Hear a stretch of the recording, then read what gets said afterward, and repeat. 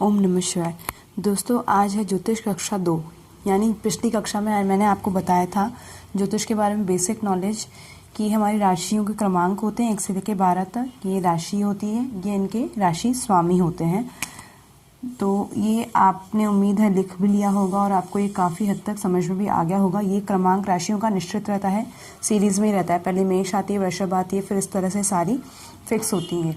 ये राशि के स्वामी हैं सारे, मैंने पिछली कक्षा में आपको सारे बताए थे। आते हैं दोस्तों अब नेक्स्ट चैप्टर का। देखिए, कोई भी कुंडली में ग्रह जब प्रभावित होते हैं, जब हमें उनकी डिग्री पता हो। अगर आप भी कभी आपको भी अपने पास अपनी कुंडली होगी तो आप में उनको ग्रहों की जो होती है डिग्री होती है। इस डिग्री के अकॉर्डिंग ग्रह अपना प्रभाव छोड़ते हैं, यानी अंश, डिग्री या अंश कह दीजिए उन्हें आप। कभी भी आपने देखा होगा शुक्र ग्रह है, योग तो बहुत अच्छा हो रखा होता है, चंद्र और मंगल की युति दे रखी होती है और उसमें आपका बहुत अच्छा होता है वो चंद्र और मंगल की युति, लेकिन उसमें डिग्री इतनी कम होती है, अंश बल इतना कम होता है कि वो योग इतना कारक नहीं होता। इसलिए आपको उस अंश में कमी की वजह से उसका योग का पूरा सुख नहीं मिल पाता। तो आपने बहुत सारी ऐसी कुंडलियां देखी होंगी जिसमें आपने लोगों को, ये पंडितों को ये भी कहता हो सुना, या एस्ट्रोलॉजर्स को ये कहते हुए सुना होगा कि आपकी कुंडली में तो यह योग है और लेकिन आपके तो राजयोग है, आपके ये योग है, लेकिन वो असर नहीं करता। आप भी सोचते जाते हैं बोला तो ये था लेकिन असर नहीं किया। उनका रीजन होता है सिर्फ ये अंश बलाबल पे ही कुंडली के जो ग्रह होते हैं वो सारे वर्क करते हैं, सारे वही उनके बलाबल पे काम करते हैं। अगर आपने आपके पास अपनी कुंडली हो तो आप उनमें देखिएगा 0 से लेकर 6 तक, यानी 0 अंश से लेकर 6 अंश तक अगर कोई ग्रह बैठा हुआ है तो वो सिर्फ 25% तक ही कार्य करेगा। उसकी कार्य क्षमता है आपकी 100%, लेकिन वो सिर्फ 25% तक ही कार्य करेगा। क्यों? क्योंकि उसकी बलाबल ही कम है। वो सिर्फ 0 से लेकर 6 डिग्री तक का है या इतने में फिक्स है। जैसे आप कह दीजिए 1, 2, 3, 4, 5 इस तरीके से, तो उससे वो 25% ही अपना रिजल्ट देने में कैपेबल होगा, इससे ज़्यादा नहीं होगा। इसी तरह से अंश बल में देखिए, अगर 6 से लेकर 12 अंश तक है कोई ग्रह तो उससे वो 50% तक ही अपना कार्य दिखाएगा, यानी उतना ही वो प्रभावित होगा। इस तरह 12 अंश से लेकर 18 अंश तक, यानी डिग्री तक अगर किसी ग्रह की डिग्री है, यानी आप मान लीजिए इस जगह शुक्र और आपका मंगल और चंद्र युति है। मंगल और चंद्र युति में मंगल भी आपका 12 से लेकर 18 तक, सपोज कीजिए आप ये 14 अंश तक है मंगल, और चंद्र भी आपका सपोज कीजिए आप 16 अंश तक है। तो आप यहाँ देखिए 12 से लेकर 18 तक मैंने कहे थे अंश, जो अपना 100% तक बल दिखाते हैं। कुंडली में बनता है कोई भी योग, मंगल प्लस चंद्र, ये लक्ष्मी योग होता है, ये एक राजयोग में से होता है दोस्तों। अगर ये बन रहा है और इसके अंश बल भी बराबर इतने ही है, मंगल का अंश बल इतना है 16, चंद्रमा का 16 है, मंगल का 14 अंश तक है, यानी डिग्री तक है, तो यानी वो उनके बीच में होने पर यानी वो 100% तक वर्क करेगी। लेकिन इसी जगह अगर ये युति बन रही है और इसमें 18 से लेकर 24 तक के अंश बल होंगे चंद्र के या फिर मंगल के, तो उनका सिर्फ 50% तक ही फल मिलेगा। यानी आपको परिणाम तो पूरा मिलना चाहिए, लेकिन वो मिल नहीं पाता ग्रहों के अंश बल की वजह से। इसी तरह 24 से लेकर 30 डिग्री तक के, यानी अंश तक के जो ग्रह बल होते हैं वो सिर्फ 25% तक ही कम देते हैं। अगर आपको ये डिग्री अंश याद है तो आप किसी को भी आसानी के तरीके से बता सकते हैं कि भाई आपकी तो चीज़ें इस तरीके से बनी हुई है, लेकिन वो योग कारक पूरी नहीं है। क्यों? क्योंकि ग्रहों के बलाबल यानी अंश या डिग्रियां उतनी पूरी नहीं है, कम है। देखिए आप ये लिख लीजिए, इनको याद कर लीजिए। 0 से लेकर 6 तक अंश तक 25% तक काम करते हैं, ग्रह बल होते हैं। 6 से लेकर 12 तक 50% तक, 12 से लेकर 18 तक 100%, और 18 डिग्री से लेकर के 24 डिग्री तक ये 50% तक ग्रह बल करते हैं। 24 से लेकर 30 डिग्री तक के 25% ही रिजल्ट देने को रेडी होते हैं। ये रिजल्ट होते हैं ग्रहों के अंश बल के अकॉर्डिंग।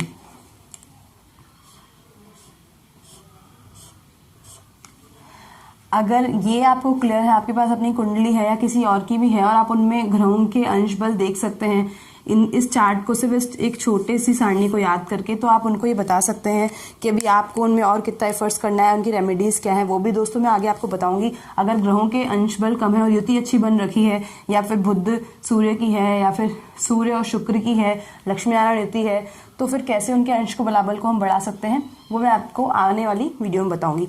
आइए हम एक नजर डालते हैं अब एक ग्रहों की मित्रता पर और शत्रुता पर। ग्रह की मित्र राशि क्या होती है, शत्रु राशि क्या होती है, आइए दोस्तों देखते हैं। देखिए देवगण होते हैं जो ये सारे होते हैं,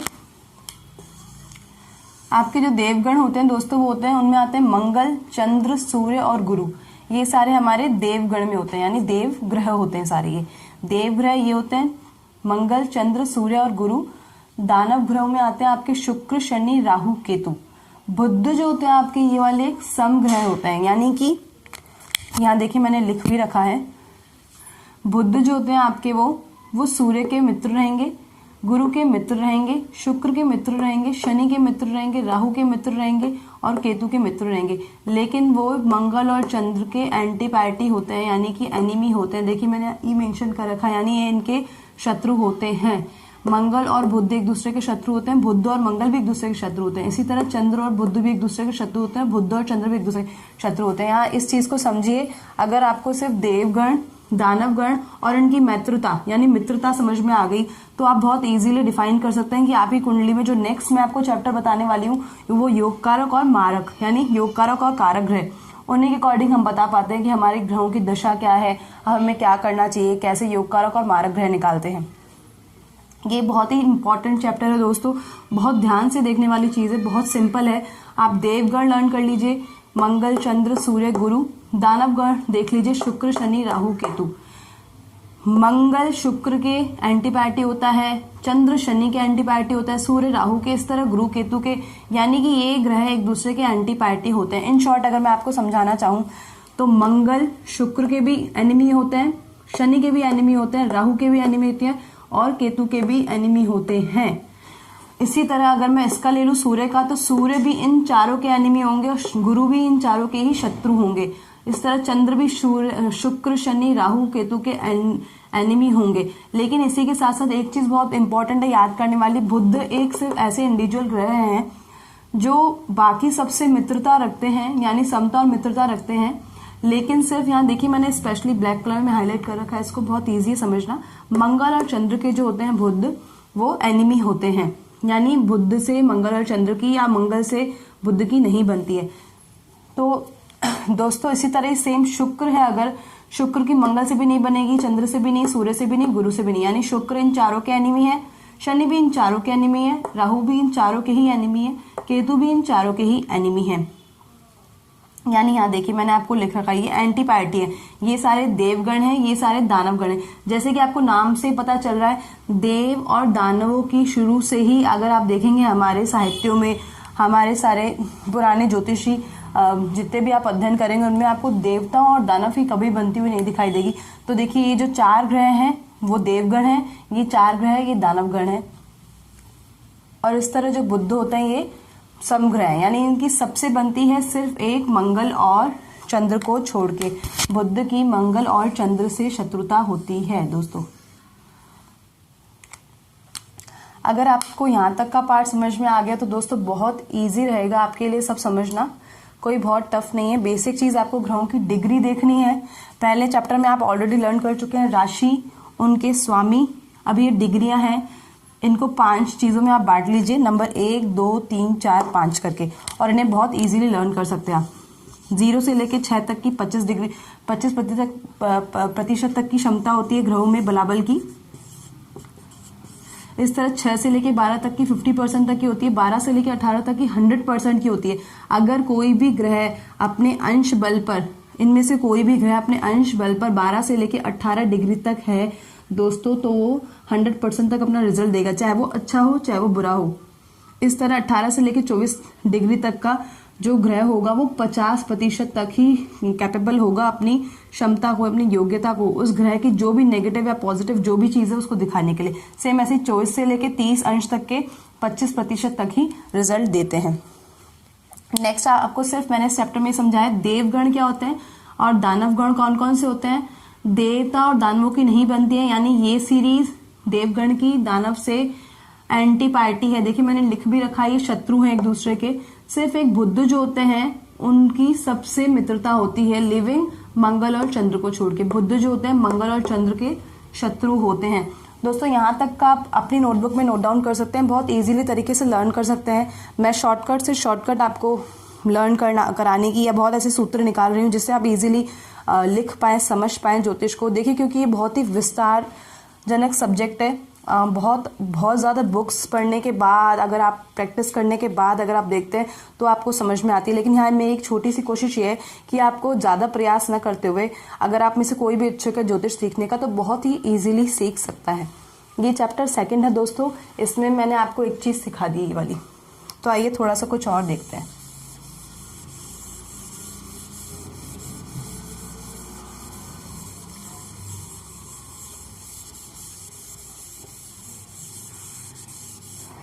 उस दिन मैंने आपको कुंडली की एक सारणी यानी कुंडली का एक टेक्सचर दिखाया था, जिसमें मैंने आपको बताया था कि कुंडली इस तरीके से होती है, उसमें भाव क्या होता है। अगर आपको याद हो तो मैंने आपको बताई थी ये चीज़।